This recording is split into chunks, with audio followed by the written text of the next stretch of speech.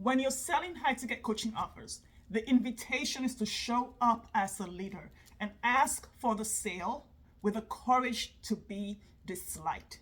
Hello, beautiful, and welcome to Asking for the Sale. One of the things that comes up for a lot of clients in the Prosperous One when they're shifting from their low ticket offers, their mid ticket offers to a higher ticket premium, high value offer is this one thing: the fear of leaving people behind. They think to themselves, I don't want to leave anyone behind. I want to work with everyone. Spiritual coaches, Christian coaches, transformational coaches, they want to serve everyone. They have all these gifts. They're multi-passionate and do all of the things and can work with everyone. My invitation is always this: you never need to be afraid that you're leaving anyone behind, because that is pure 100% arrogance. Always believe that the same God who is in you, the same spirit that raised Jesus from the dead that is working in you as the Holy Spirit right now, is the same spirit in those clients. And they have the power, the autonomy, the agency to rise up and say yes to the offer that you're selling, or to powerfully say no, so they can go work with a coach that they powerfully choose to work with. Let them be great. Never assume you're holding anyone back because you're rising into your purpose. The Bible reminds us in Philippians 2:13 and Ephesians 2:10 to work in God's purpose, that God's purpose is working through us. So in your assignment, it's not about you. Those high-ticket coaching offers are not about you. They are in the assignment here for the people that God has called you to serve. So how do you serve with the courage to be disliked? It's not looking for the accolades, not looking for the validation on social media, not chasing the likes, the comments, and the subscribes, but exclusively only speaking to the people that you're here to speak with, the people that you're here to work with, the ones that have full resonance in the outcomes and the results that you're co-creating. And you have full conviction in those results. So reality has to bend to align with your resonance. And those people quickly find you because you're speaking exclusively directly to them. They're the ones who are predisposed to invest in themselves at a higher level.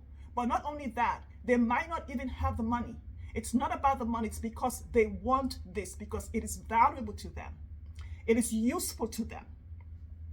It is important to them. They care about it, and it affects their daily life. For example, I don't wear makeup.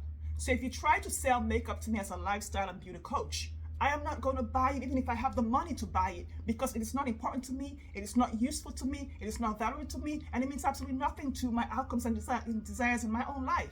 Now, my sister, she adores makeup. She's never met a wand or a blush or whatever that she hasn't loved before. So you want to sell it to her, even if she doesn't have the money, she will get the money to buy it, because reality bends so that she aligns with you because she wants to fit. And that is how we ask for the sale with courage. We stop speaking to people who have zero desire for the thing that we have, and then we're trying to convince them to buy the thing. We're trying to make them buy, trying to convince them, trying to prove our worth and our value. The people who you're here to serve already know that. When you're in your Philippians 2:13 offer, when you're in your Ephesians 2:10 offer, the people who want you quickly find you, your kind of people. So speaking with courage, asking for the sale with courage, is speaking the messaging, the content, the positioning, and the branding experience that allows everybody else to say, no way, I don't want that. And allows your people, the few people, the depth, the transformation, the high-ticket clients who want to work with you, they raise their hands and say, they ask for the sale. How can I work with you? Because it lands for them, because this is what they've always wanted and nobody else has offered it to them the way you offered it to them. Now, this means that people are probably going to judge you. There might be people who condemn you, who judge you, who shame you, who guilt you and say, oh, she's greedy, she's leaving people behind. You need to have the courage to be disliked, because Jesus loves you. They don't need to love you. It takes spiritual maturity. It takes emotional maturity to speak with the courage to be disliked, where some people hate you passionately and your people love you. It's not because you're being unkind. It's not because you're not generous. It's not because you're not a good person. It's simply because they don't resonate with your brand, your offer, your positioning, or whatever it is, your messaging. And that's okay. You have to be okay with that. As a spiritually mature person, you need to be grown up enough in your faith to know that God didn't send you here for everyone. To know that the people that you're aligned to work with will work with you.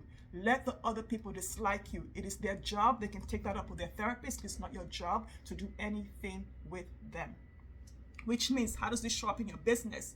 So it shows up as when people say you're too expensive, you don't try to change your price. You go within and ask yourself, what has me attract someone who says I'm too expensive? Look at your messaging. Where are you being wishy-washy about the price? Where are you apologizing for your pricing in your messaging? That's what you switch. You don't lower the price. You look within yourself. You don't go looking for chasing objections and try to convince them to buy. You never do that. You look within yourself and say, how did I attract this person? What in my language positioning, what in my messaging, in my content, what in my branding attracted her? And then you shift that within yourself and your branding and your positioning and your messaging. If somebody says to you, you know, this I would never buy something like this. Like, who wants this?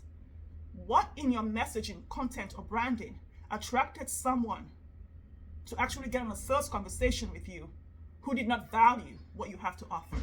You need to be crystal lucid clear about what you're selling and who you're talking to.